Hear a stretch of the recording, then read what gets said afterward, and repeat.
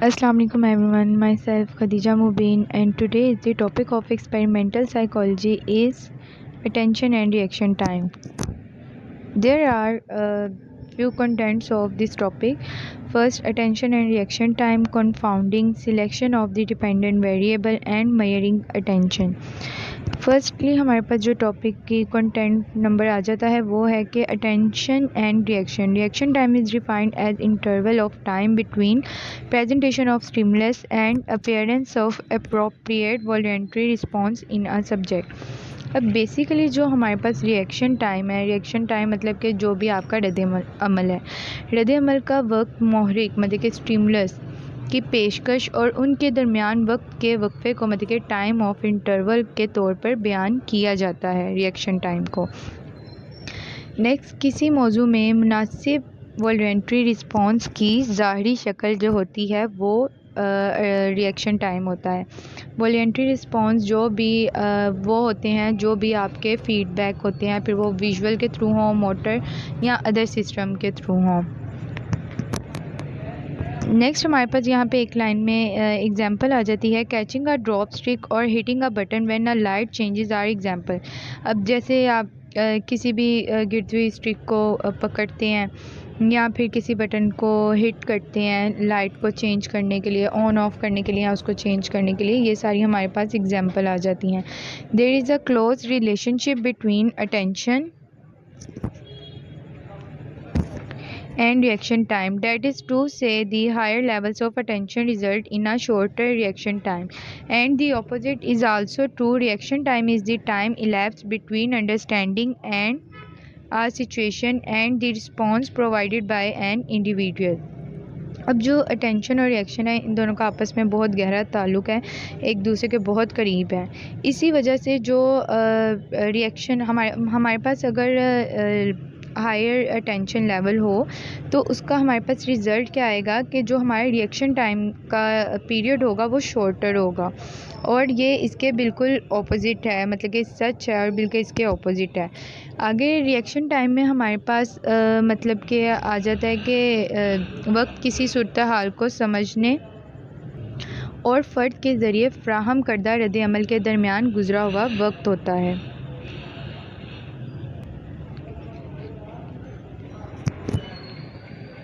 Next हमारे पास जो आ जाता है वो है कन्फाउंडिंग।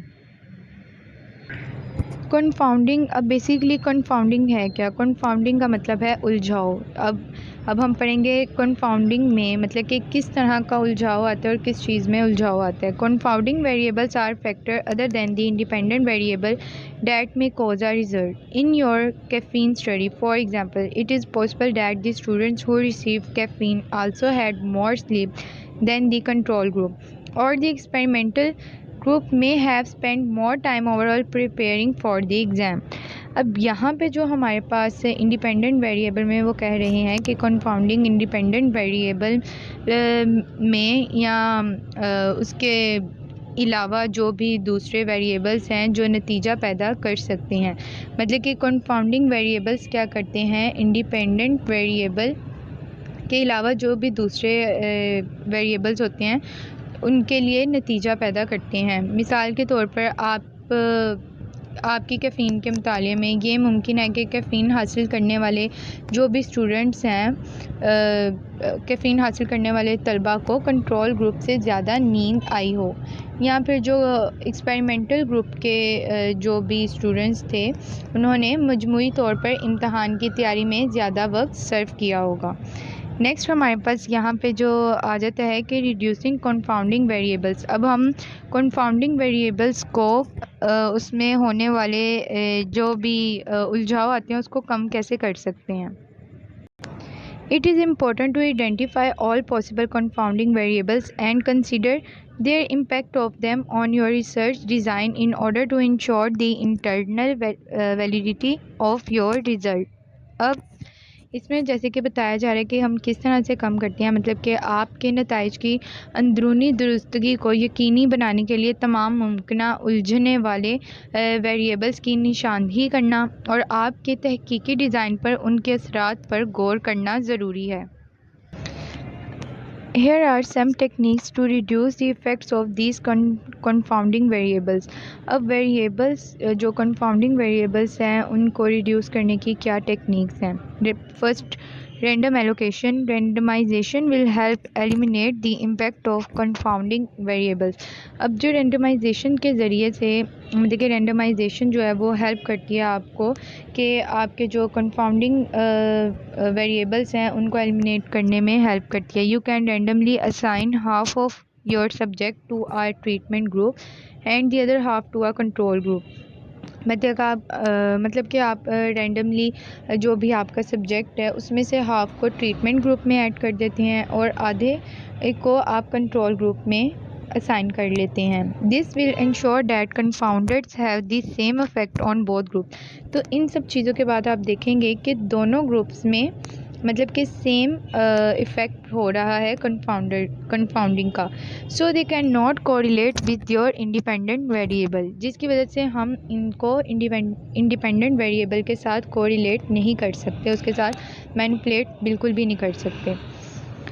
नेक्स्ट हमारे पास आ जाता है नेक्स्ट टेक्निक हमारे पास आ जाती है कंट्रोल वेरिएबल्स. अब कंट्रोल वेरिएबल्स में हमारे पास क्या आ जाता है? This involve restricting the treatment group only to include subject with the same potential for confounding factors. अब इसमें क्या होता है कि जस्ट ट्रीटमेंट ग्रुप के लिए इसमें ऐसे सब्जेक्ट्स शामिल किए जाते हैं जो कि कंफाउंडिंग फैक्टर्स के लिए सेम हो और उन पर रिस्ट्रिक्शन लगाई जाए. For example, you can restrict your subject pool by age, sex, demographic, level of education or weight, etc. to ensure that these variables are the same among all subjects and thus cannot confound the cause and effect relationship at hand.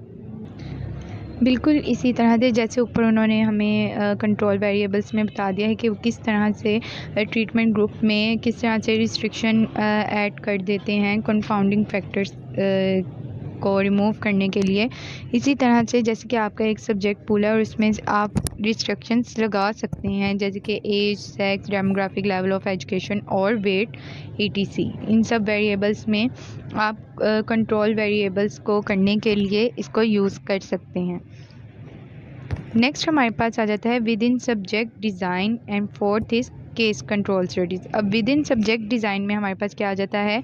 In with in subjects design all participate in every condition. अब with in subject design में क्या होता है कि जितने भी participant होते हैं वो हर तरह की कंडीशन में, हर तरह की हालत में पार्टिसिपेट कर सकते हैं.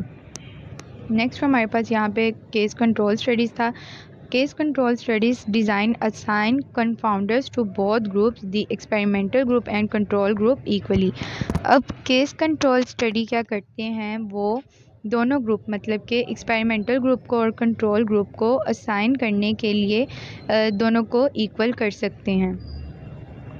नेक्स्ट हमारे पास आ जाता है selection of the dependent variable. The dependent variable is the variable that is being measured और टेस्टेड इन एन एक्सपेरिमेंट. अब यहाँ पे जो है selection of the dependent variable में आ जाता है कि हम डिपेंडेंट वेरिएबल को सिलेक्ट कैसे कर सकते हैं. तो डिपेंडेंट वेरिएबल का जो वेरिएबल है सबसे पहले अपने एक्सपेरिमेंट में उसको मेजर करने के लिए, टेस्ट करने के लिए हम उसको यूज़ करते हैं. For example, in a study looking at how tutoring impact test score, the independent variable would be the participant test score since that is what is being measured. अब एग्ज़ाम्पल इसकी ये आ जाती है जैसे कि मिसाल के तौर पर एक मुतालिया में ये देखते हुए कि ट्यूटरिंग टेस्ट के स्कोर को किस तरह मुतासिर करती है. डिपेंडेंट वेरिएबल जो पार्टिसिपेंट के टेस्ट स्कोर्स होंगे क्योंकि इसकी पैमाइश की जा रही होगी. नेक्स्ट हमारे पास आ जाता है how to choose dependent variables. इसके यहाँ पे कुछ पॉइंट्स हैं. फर्स्ट पॉइंट है determine what you want to measure. Consider the purpose of the experiment and what you want to measure. This may include creating a hypothesis that you want to test, make a hypothesis statement and then determine the different variables that you can use to test that theory. अब जो हमारे पास first point था, determine what you want to measure. अब पहले तो आप इस चीज़ को डिटरमाइन करें कि आप क्या मेजर करना चाह रहे हैं। उसके बाद आपने जो मतलब कि आपका एक्सपेरिमेंट है उसके मकसद पर गौर करें और उसकी पैमाइश करना चाहते हैं तो उसके लिए सबसे पहले उसको स्टडी करें और उसकी मेजरमेंट्स और उस एक्सपेरिमेंट के पर्पस के बारे में जानें। इसमें एक हाइपोथेसिस हो सकता है जिसे मफरूज़ा कहते हैं, जिसे आप जांचना चाहते हैं। एक हाइपोथेसिस बयान करें और फिर उन मुख्तलिफ वेरिएबल्स का तयन करें जिन्हें आप इस नज़रिए को जांचने के लिए इस्तेमाल कर सकते हैं। नेक्स्ट हमारे पास आ जाता है आइडेंटिफाई द इंडिपेंडेंट वेरिएबल। देखिए अब इंडिपेंडेंट वेरिएबल की शिनाख्त किस तरह से करें। The dependent variable is dependent on the independent variable. It can be beneficial to first choose an independent variable.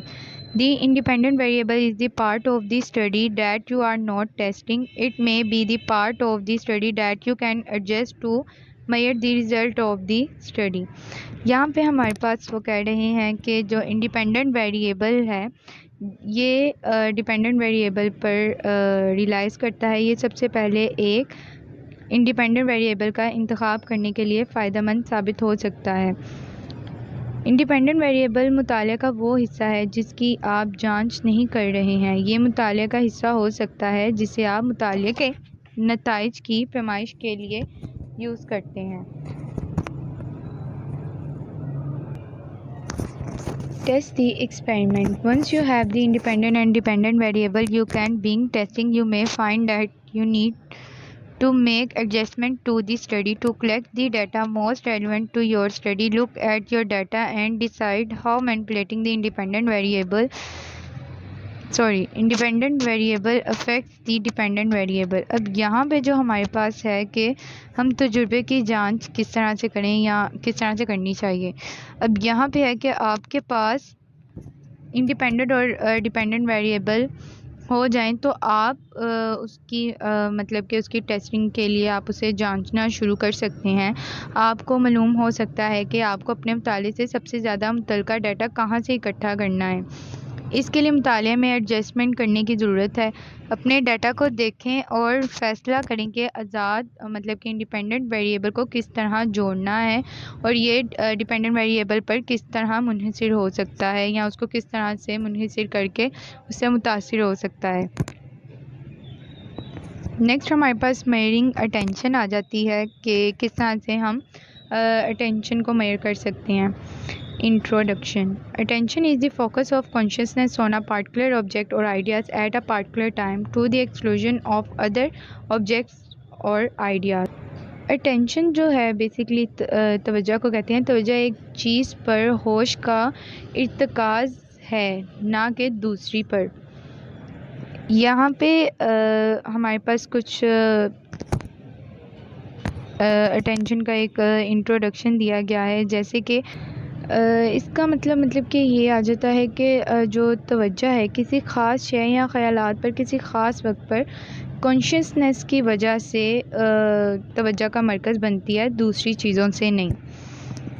यहाँ पे हमारे पास कुछ पॉइंट्स हैं। How do you measure attention in a experiment. अब हम एक्सपेरिमेंट में अटेंशन को किस तरह से मेजर कर सकते हैं। यहाँ पे कुछ टेस्ट हैं, कुछ टेक्निक्स हैं जिनमें validated performance measure of attention are the visual search and attention test VSAT का यूज़ होता है and the digit span task और डिजिट स्पैन टास्क का यूज़ होता है। A non validated performance measure of attention और नॉन वैलिडेटेड परफॉर्मेंस को measure करने के लिए अटेंशन में हम किस चीज़ की हेल्प लेते हैं। Search and cancellation of ascending numbers की मतलब कि SCAN टेक्निक को यूज़ करते हैं। नेक्स्ट हमारे पास आ जाता है what are the tools for measuring attention. ऊपर हमने अटेंशन को एक्सपेरिमेंट में मेजर करने के लिए किस तरह से कौन से टूल्स यूज़ करने थे वो पढ़े हैं। नीचे हमारे पास what are the tools for measuring attention. अब मेजरिंग अटेंशन को मेजर करने के लिए टूल्स कौन से यूज़ होंगे। Attention test such as the attention capacity test ACT। Attention test को टेस्ट करने के लिए हम ACT यूज़ करते हैं। Continuous performance test CPTS use करते हैं and test of variable attention TOVA use करते हैं। Are use to measure one selective attention and sustained attention and divided attention.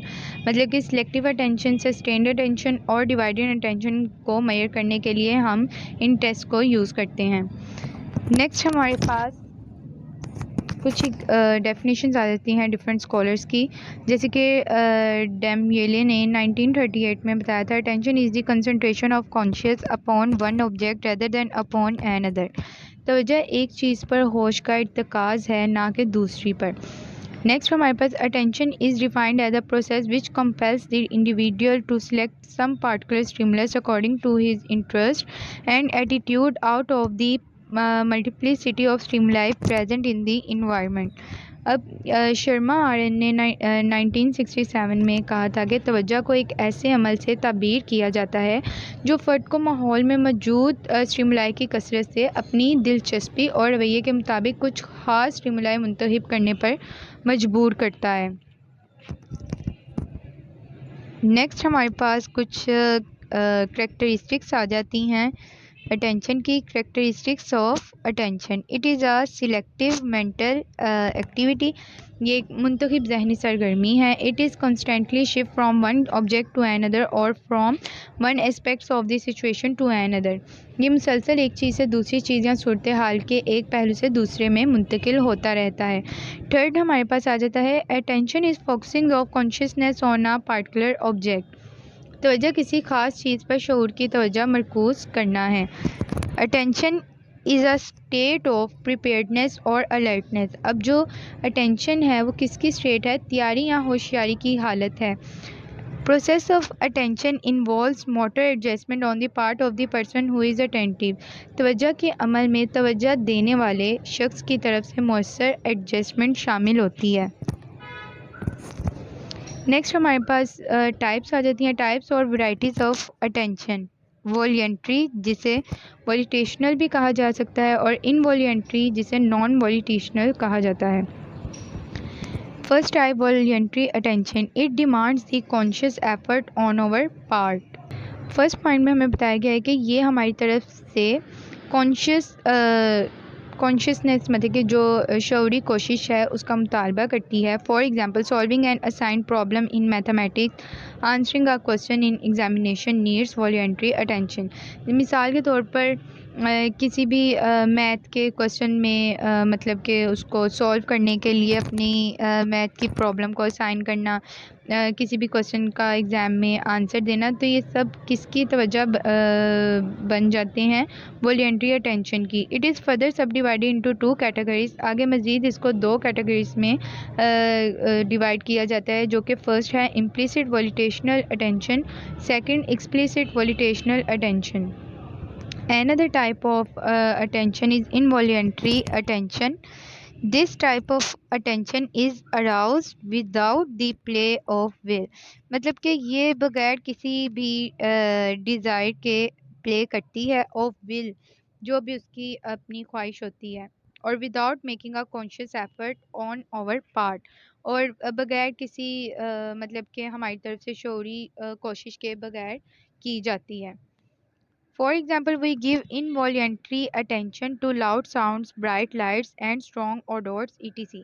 मतलब कि जिस तरह से हम अपनी इनवॉलेंट्री अटेंशन देते हैं, मतलब कि फीडबैक देते हैं इन कुछ चीज़ों के हवाले से, जैसे कि ऊंची आवाज़ हो गई, बहुत तेज़ रोशनी हो गई, और कोई भी बदबूदार सी चीज़ हो गई। Involuntary non-volitional attention aroused by the instincts is called enforced non-volitional attention. For example, giving attention out of curiosity. यहाँ पे जैसे कि बताया गया है कि जो इनवॉल्यूंटरी नॉन वॉलिटेशनल अटेंशन है, ये मतलब कि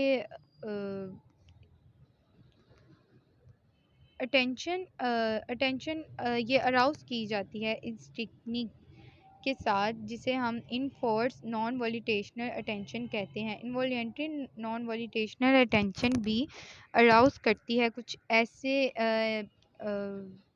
इंटेंसिव, आप कह लें कि आपकी अटेंशंस होती हैं, जिन्हें हम इनफोर्स नॉन वॉलिटेशनल अटेंशन कहते हैं। For example giving attention out of curiosity, जैसे कि मिसाल के तौर पर तजस्सुस से किसी को तवज्जो देना। ये हमारे इंस्टिंक्ट्स आ जाते हैं कि जिस तरह से हम उसको तवज्जो दे रहे हैं with the help of curiosity.